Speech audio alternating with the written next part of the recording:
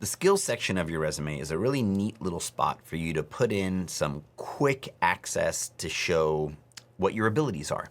It's great to have them in the work experience and the bullets. I think that's where it's more punchy and they carry more weight. But as a quick way to sprinkle in some broader skills and abilities you have, and a way to just make sure if someone's skimming, they see them, I think a skills section is a great place to do that. So let me show you how you can manage your skills within the resume builder. So you're going to head over to the skills section, and by default, the default template, you can change this per template, gives you a comma separated list of words. It's the most space efficient. I think people are skimming. It's kind of what we recommend, but also do what you like, and we have some ways for you to manage that. So skills, interests, put them all here in one.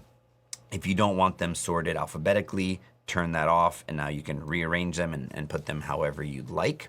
If you want to turn them all off, just click this, checks them off. You want to have them all on, check them on, and this is how you control their visibility. If you hit the trash can, it's going to delete all the inactive skills. So if you want to like bulk remove, just uncheck a bunch, hit delete, and it'll remove them. That's a quick way to manage that.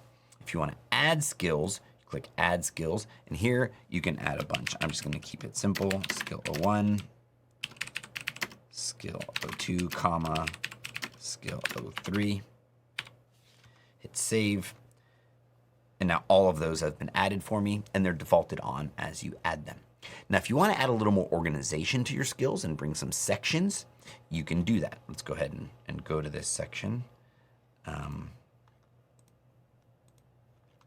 There we are on skills. We're going to add a category. People like to do different things with categories. They like to show hard skills, soft skills, technologies, languages, all sorts of stuff. So say one that's pretty common is languages. All right, let's go ahead and save that. And I'm going to go ahead and add a skill to languages. I happen to be a Spanish speaker, so I'll go ahead and add that. And so now when I go to my skills, you can see languages, Spanish. If I wanted to put other skills in here, you can drag them in, and that's how you would do that, or you could drag them out. And with the comma separated list, these work great. You get the bolding of the category at the beginning, and they clean up nicely. Now there's other ways that you may want to present your skills. Again, you can also sort them alphabetically across all of them.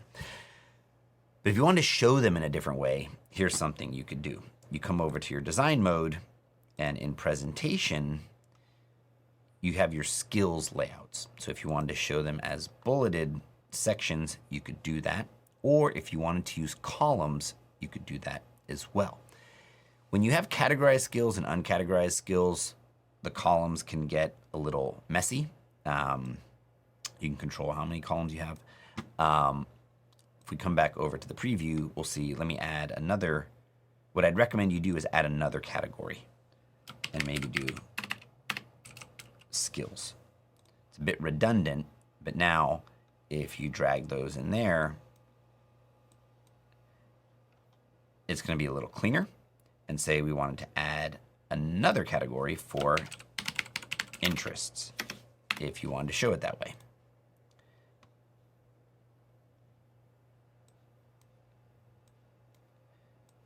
And so what I would do is, if you're going to go that route, go with everything in a category. So now your sort of category list is empty.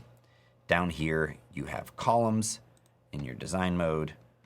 You can now do, obviously you want to align your columns with categories. It doesn't know, it's not smart enough to know how many you have. It's just using your columns. So there you go. When you go to design mode, right, it's just going to use that for spacing. So align your number of categories with your columns, and they'll evenly space out. We don't do that because you might have different columns for the uncategorized versus the categorized, so it's the most generic way to address all the conditions. All right, that's everything you need to know about skills. If you need to edit one, just click the edit, save, all that works the same. By now you should generally see the same patterns across all the different content types. But let us know if you have any questions as it relates to skills on your resume.